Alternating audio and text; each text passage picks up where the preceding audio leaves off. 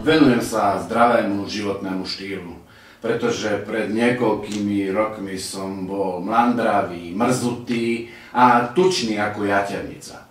Prešiel som si rôznymi etapami života, schudol som viac ako 15 kilov a dal som si do poriadku hlavu, vnútornosti, kĺby, kolená, no jednoducho celé telo, vrátane psychiky.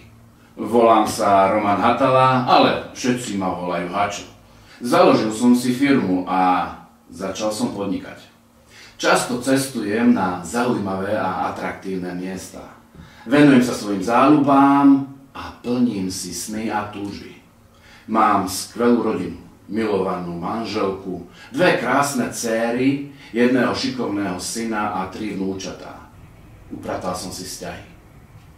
Som šťastný. Ako sa mi to podarilo? To si môžeš prečítať v mojej novej knihe Ako neskapať po 50-ke. Skladá sa zo 4 častí. Zdravie, práca, relax a rodina. Na túto knihu nadväzuje môj zápisník pod názvom Hačov denník, plán 24, vďaka ktorému si upraceš v hlave telo, prácu, peniaze, vzťahy a sny.